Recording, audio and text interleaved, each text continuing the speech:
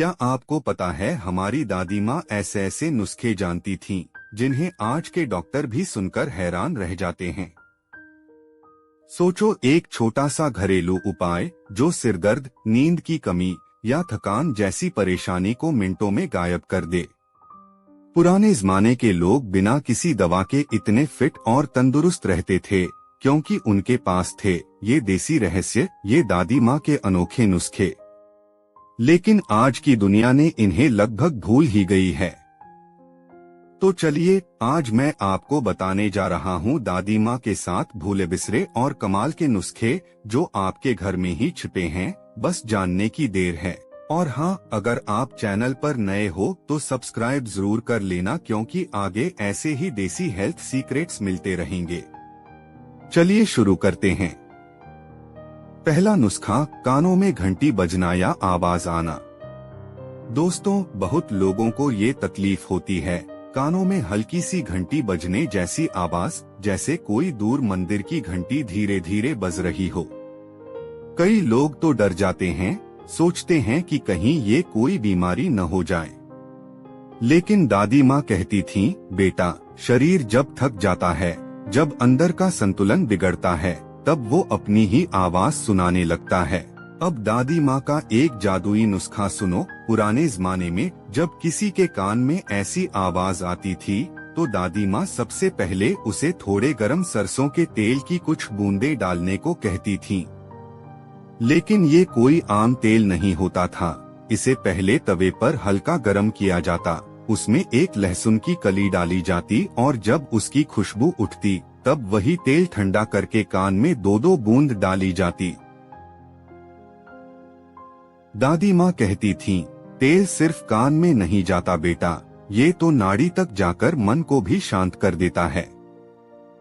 और सच में जो लोग ये नुस्खा अपनाते थे, अगले ही दिन कहते, दादी, अब वो आवाज गायब हो गई। ये नुस्खा सिर्फ कान का नहीं, पूरे तन मन का इलाज है। दूसरा नुस्खा, आंखों में जलन या थकान। अब बात करते हैं दूसरे नुस्खे की। आजकल हर कोई मोबाइल, टीवी और कंप्यूटर में उलझा हुआ है। आंखें बेचारी दिन भर मेहनत करती हैं, लेकिन उन्हें आराम कोई नहीं देता। दादी माँ कहती थीं, आंखें आत्मा का आईना होती हैं, अगर इन्हें थकाओगे तो रोशनी भी मंद पड़ जाएगी। उन दिनों गांव में न कोई चश्मा होता था, न कोई आई ड्रॉप। दादी माँ एक देसी तरीका अपनाती थीं। ताज़ा गुलाब के फूलों को लेती, उन्हें ठंडे पानी में भिगो देती। 2 घंटे बाद वही गुलाब जल बन जाता था, जो आंखों में आराम देने वाला सबसे बढ़िया उपाय था। रात को सोने से पहले वो कहती, बेटा, 2 रुई के फाहे गुलाब जल में भिगोकर आंखों पर रख ले। वो ठंडक, वो सुकून, जैसे पूरा दिन का तनाव बह जाता हो। और हाँ, जो रोज ये करते थे, उनकी आंखें सालों तक चमकदार और स्वस्थ रहती थीं। दादी माँ के नुस्खे में दवा नहीं थी, भावना थी, और शायद यही इसकी सबसे बड़ी ताकत थी। तीसरा नुस्खा, सिरदर्द या थकावट। अब बात करते हैं तीसरे नुस्खे की। सिरदर्द, ये आज के समय की सबसे आम परेशानी बन चुकी है। लेकिन दादी माँ के जमाने में सिरदर्द कोई बीमारी नहीं, बल्कि थकावट का संकेत माना जाता था। वो कहती, जब दिमाग बहुत सोचता है तो नसें गर्म हो जाती हैं। इन्हें ठंडा करो, सब ठीक हो जाएगा। अब ठंडक का तरीका उनका बड़ा निराला था। वो एक छोटा सा कटोरा लेती, उसमें थोड़ा नारियल तेल डालती, फिर उसमें कपूर की एक टिकिया तोड़ देती। वो कपूर की महक पूरे कमरे में फैल जाती। फिर दादी माँ धीरे धीरे उस तेल को सिर पर मलती, माथे, कनपटियों और गर्दन के पीछे तक। और फिर कहती, अब आंखें बंद करके लेट जा बेटा, सोच मत कुछ, बस सांस ले। 5 मिनट के भीतर ही सिरदर्द ऐसे गायब हो जाता, जैसे कभी था ही नहीं। दादी माँ कहती थीं, सिरदर्द की दवा दुकान में नहीं, माँ के हाथों की मालिश में होती है। कितना सही कहा था उन्होंने। आज जब लोग गोली खाते हैं, तब समझ आता है कि असली इलाज तो उसी स्पर्श में था। चौथा नुस्खा, पेट की जलन और गैस की समस्या। अब बात करते हैं चौथे नुस्खे की। दोस्तों, आजकल पेट की जलन, गैस, अपच, ये तो हर घर की कहानी बन चुकी है। लेकिन दादी माँ के जमाने में न तो कोई डाइजेस्टिव टैबलेट होती थी और न ही कोई सोडा पीने की जरूरत। दादी माँ कहती थीं, पेट अगर जल रहा है तो समझो मन में भी आग लगी है, उसे शांत करना जरूरी है। उनका उपाय बड़ा सीधा लेकिन कमाल का होता था। वो सुबह सुबह नींबू काटती, उसमें जरा सा काला नमक डालती और कहती, इसे मुंह में रखो और धीरे धीरे चूसो।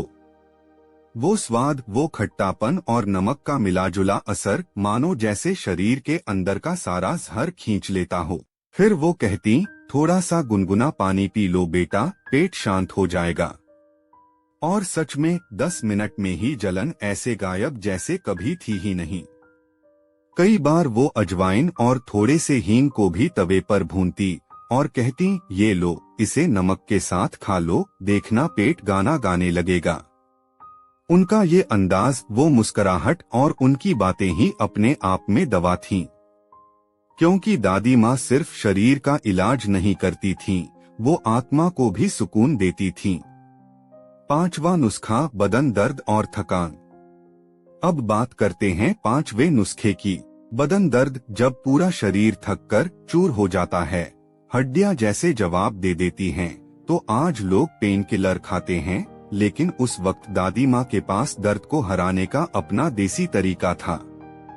वो मिट्टी का एक छोटा सा दीपक लेती, उसमें सरसों का तेल डालती और थोड़ा सा कपूर तोड़कर मिलाती। फिर उसे हल्का गरम करती और कहती, अब इससे धीरे धीरे अपने घुटनों, बाजुओं, कमर और तलवों पर मालिश करो। तेल की खुशबू और कपूर की ठंडक जैसे नसों तक उतर जाती। फिर वो कहती, अब एक मोटा कपड़ा ओढ़कर थोड़ा लेट जा, पसीना निकलेगा, शरीर हल्का हो जाएगा। और सच में पसीने के साथ जैसे सारा दर्द बह जाता था। वो कहती थीं, तेल सिर्फ बदन में नहीं, आत्मा में भी उतरता है। आज जब कोई स्पा या मसाज सेंटर की बात करता है तो याद आता है दादी माँ के हाथों की वो देसी मालिश ही सबसे असली लक्ष्य थी। छठा नुस्खा, नींद न आना या बेचैनी। अब बात करते हैं छठे नुस्खे की। आज के दौर में लोगों की सबसे बड़ी समस्या है नींद न आना। रात भर करवटें बदलते रहते हैं, दिमाग में लाखों बातें घूमती रहती हैं। लेकिन दादी माँ के जमाने में ये कोई बड़ी बात नहीं थी, क्योंकि उनके पास था एक जादुई इलाज। वो कहती, सोने से पहले एक गिलास गुनगुना दूध पी लो, लेकिन उसमें जरा सा हल्दी और एक चुटकी जायफल डालना मत भूलना। वो दूध सिर्फ नींद नहीं लाता था, बल्कि मन को भी शांत करता था। फिर वो धीरे धीरे सिर पर तेल लगाती, माथे पर हाथ रखकर कहती, अब अपनी सांस पर ध्यान दे बेटा, चिंता छोड़ दे, भगवान का नाम ले और सो जा। वो आवाज, वो सुकून, वो अपनापन, जैसे पूरी दुनिया की थकान एक पल में मिट जाती हो। दादी माँ का कहना था, नींद दवा से नहीं, दुआ से आती है। और ये सच है, जिसने भी दादी माँ की ये बात समझ ली, उसे इंसोम्निया कभी छू नहीं पाया। सातवां नुस्खा, शराब पीने के बाद की थकान और हैंगओवर। अब बात करते हैं सातवें और सबसे जरूरी नुस्खे की। और हाँ, जैसा मैंने कहा था, ये नुस्खा सबसे जबरदस्त है, क्योंकि इससे दादी माँ भी मुस्कुराती थीं।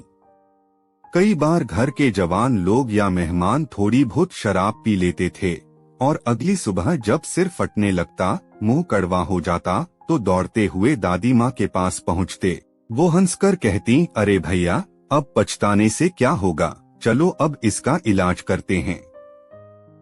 वो सबसे पहले नींबू काटती, उसमें थोड़ा सा नमक और शक्कर डालती, फिर उसमें आधा ग्लास गुनगुना पानी मिलाकर कहती, धीरे धीरे पी लो बेटा, ये तुम्हारे अंदर की आग बुझा देगा। फिर वो इमली का पानी बनाती, एक मुट्ठी इमली गुनगुने पानी में घोलकर उसमें जरा सा काला नमक डालती और कहती, ये पी लो, देखना पेट भी साफ होगा और सिर भी हल्का। और सच में आधे घंटे में इंसान फिर से तरोताजा हो जाता। दादी माँ कहती थीं, जो अपने शरीर को समझ लेता है उसे दवा की जरूरत नहीं पड़ती। उनकी ये बातें आज भी कानों में गूंजती हैं, क्योंकि दादी माँ के नुस्खे सिर्फ इलाज नहीं, जीवन जीने का तरीका थे। अगर इन नुस्खों से आपको कुछ सीख मिली हो तो वीडियो को लाइक, कमेंट, शेयर करें और चैनल को सब्सक्राइब जरूर कर दें। ऐसे ही नए नए देसी नुस्खे और उपयोगी जानकारी रोज पाने के लिए हमारे साथ जुड़े रहें।